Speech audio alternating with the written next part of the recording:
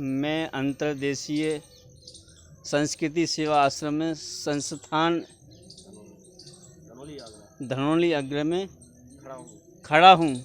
यहाँ पे मिस्टर महेंद्र सिंह पटेल जी ने यहाँ पे शिक्षा प्राप्त की है, तो आप लोग जानना चाहते हैं सर इनसे कैसे की है।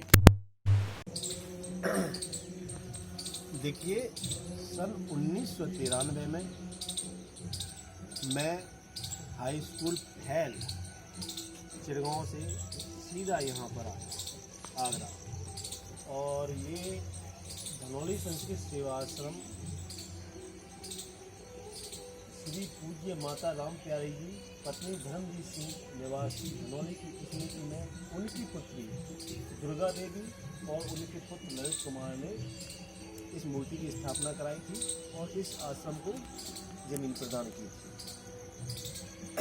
जब हम यहाँ पर आए थे तो यहाँ पर एक बहुत अच्छा, आप देख रहे हैं, कुआं हुआ करता था। इससे हम लोग पानी खींच करके नहाते थे। यहाँ पर एक हैंडपम्प लगा हुआ था जो आपको ये दिख रहा होगा। यहाँ इस हैंडपम्प से हम लोग नहाया करते थे। बाकी आप चलिए, आश्रम बहुत सुहाना था, बहुत खूबसूरत थी यहाँ की वातावरण में। ये हमारे जो आश्रम के संस्थापक रंजीत राय डंग जी थे, इनका बड़ा ही योगदान रहा है। इन्होंने हम सभी बच्चों को आकर के हफ्ते में एक बार दो बार बच्चों की सारी दिनचर्या के बारे में और क्या परेशानी है, कपड़े लत्ते, खाना, भोजन व्यवस्था, सारी ये अपने स्वजन से करवाते थे। इन्होंने एक ट्रस्ट बना रखा था। बाकी और यहाँ पर हम लोग, ये यज्ञशाला बनी हुई है। यहाँ पर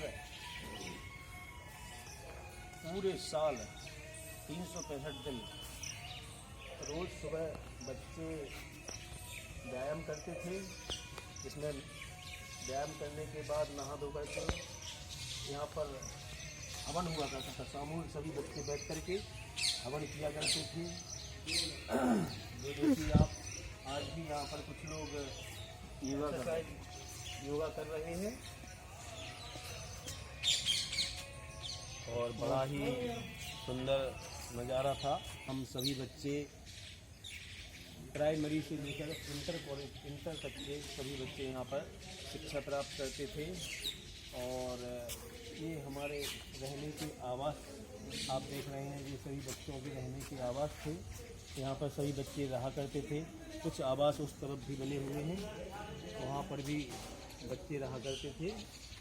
और यहाँ की करीब हम लोग उस समय 100-125 बच्चे हुआ करते थे। हम पहुँच चुके हैं इस आश्रम को चला रहे आचार्य शांति प्रकाश जी। उनसे कुछ संवाद करेंगे कि यहाँ पर अब व्यवस्था कैसे चल रही है, क्या यहाँ की स्थिति है। आचार्य जी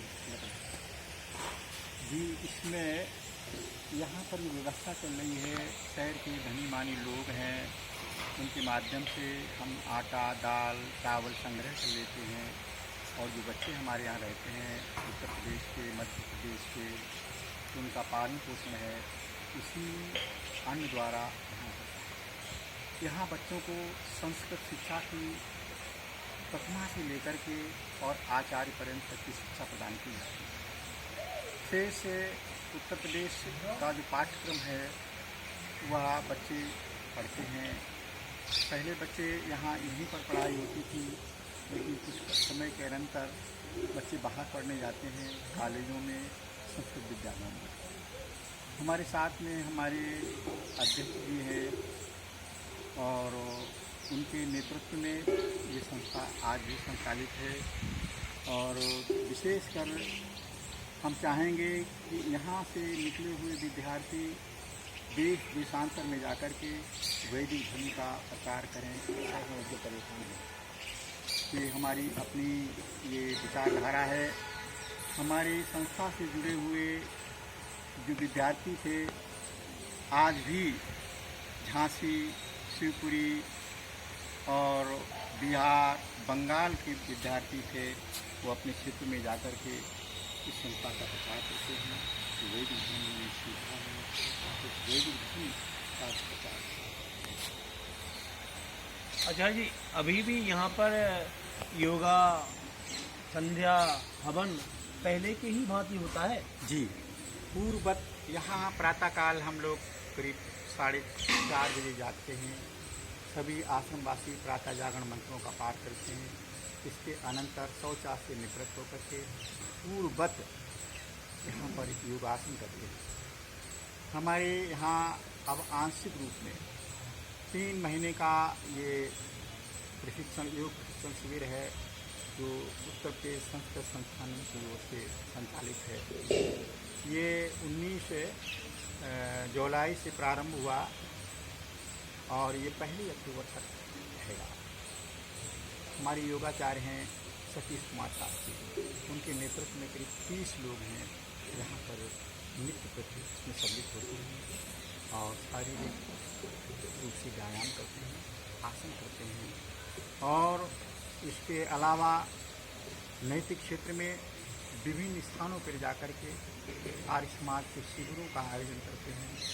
वहाँ पर जो है समाज को एक नई जागृति होती है। यहाँ पर पहले जो दूध बच्चों को मिलता था वो यहीं की निजी गायों से प्राप्त दूध बच्चों को मिलता था। तो आज कितनी गायें हैं यहाँ पर, कितनी गायें बची हैं? अब तो हमारे जो पूर्व छात्र थे वो जानते थे करीब 16-18 गौएँ थी। मात्र हमारे पास में इसमें 6 गौएँ हैं, तो उसमें 4 बच्चे हैं, 2 गाय हैं, जो काफ़ी दिन हो गए दूध देते हुए। अब पर्याप्त दूध नहीं होता है।